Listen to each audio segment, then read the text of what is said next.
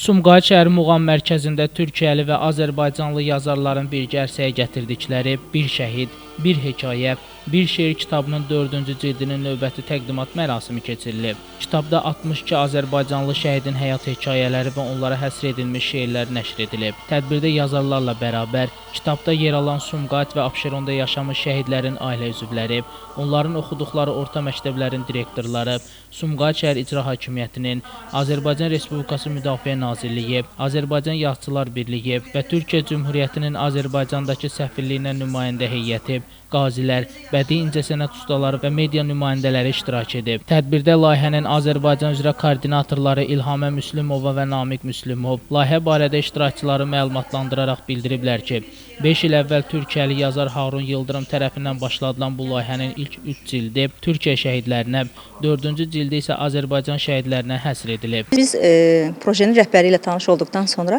belə qərara gəldik ki, bu projedə Azərbaycan şəhidlərini də yazaq və bu minvalla da kitabın deməli 4-cü cildi ortaya çıxdı və bu kitabda 62 Azərbaycan şəhidi yer alır. Ümumilikdə kitabda 33 Türkiyəli yazar və 26 Azərbaycanlı yazarın əsərləri yer alır. Kitabımız şəhidlərin həyatını qələmə alır, həyat hekayələrini, düzdür, rəsmi rəqəmlərə əsaslanaraq, amma həyatının biz görmədiyimiz tərəflərini açmağa çalışmışıq. Və kitabımız satışda yoxdur.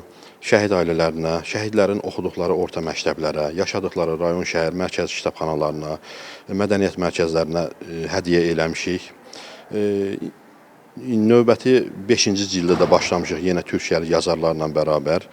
Artıq start verilib, yazarlarımız da bir çoxu artıq bizə qoşulublar. Azərbaycan Yazıçılar Birliyinin Sumqayıt bölməsinin sədri Gülnarə Cəmaləddin və Sumqayıt Poeziya Evinin direktoru İbrahim İlyaslı çıxış edərək kitabın əhəmiyyətindən danışıblar. Tədbirdə iştirak edən Sumqayıt şəhər İcra Hakimiyyətinin, Azərbaycan Respublikası Müdafiə Nazirliyinin, Səfərbərlik və Hərbi Xidmətə Çağırış üzrə Dövlət Xidmətinin, Türkiyə Cümhuriyyətinin Azərbaycandakı səfirliyinin, Sumqayıt Tibb Mərkəzinin nümayəndələri də çıxış edərək bu gözəl layihənin həyata keçirilməsinə vəsilə olan hər kəsə təşəkkürlərini bildirib. Sonra kitabda həyat hekayələri yer almış Sumqayıt şəhərində, Abşeron və Xızı rayonlarında yaşayan şəhidlərin ailə üzvləri, onların oxuduqları orta məktəbin direktorları səhnəyə dəvət edilərək kitablar təqdim edilib. Şəmistan Fikrətli, Elbrus İsmailov, Bugün informasiya proqramı üçün.